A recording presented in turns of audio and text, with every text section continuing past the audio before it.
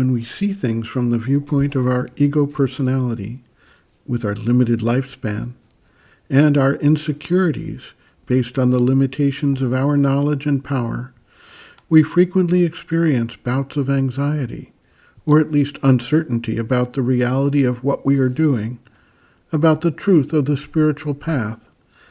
and about our ability to face all the obstacles and overcome them to obtain the objective we have set before ourselves.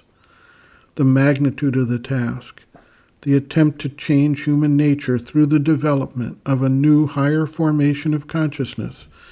is overwhelming to the individual, who can feel very small when confronted with the vast expanse of time and space and the forces that are at work to shape the universal manifestation, including all of the complexity of life on our planet. At some point, just about everyone taking up the spiritual path will suffer from a crisis of confidence, particularly if they feel like everything is dark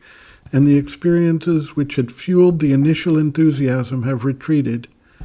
and one is faced with the phenomenon called the dark night of the soul. To become serene and confident in the spiritual path, we can either try to retreat into some rigid dogma and refuse to let in other perceptions, thoughts, or ideas,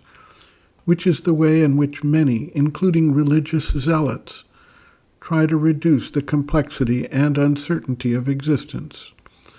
Or else, we need to gain not just an intellectual understanding of the reality of our universal existence, but a faith based on our deeper psychic sense, the knowledge of the soul, or based on experiential confirmation of our intellectual viewpoint. The path of zealotry has serious limitations, as it tends to block out much of the reality, with an attempt to shape inconvenient facts or new forms of knowledge into preconceived formulations. Frequently, this approach becomes harsh and narrow, judgmental, and concerned more with adherence to a set form of understanding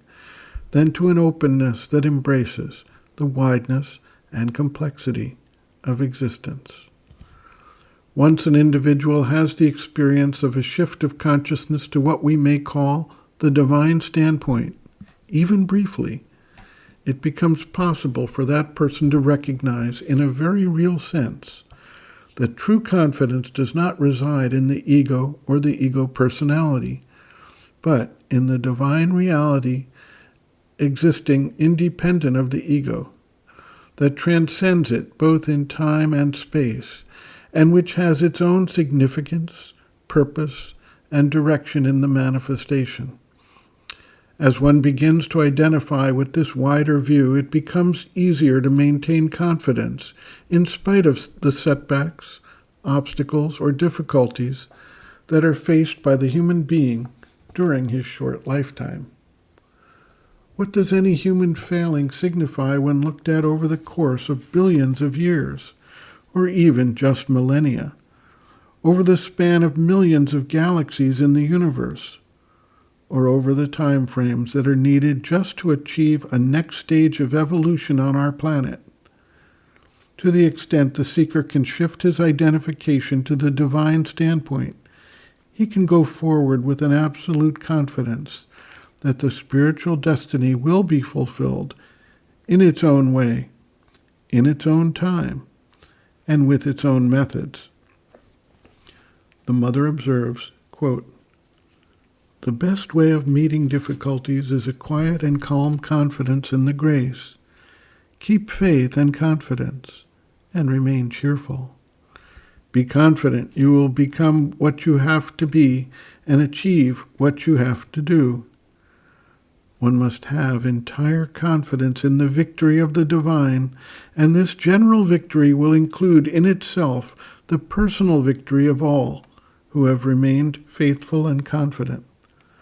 With confidence we shall advance. With certitude we shall wait."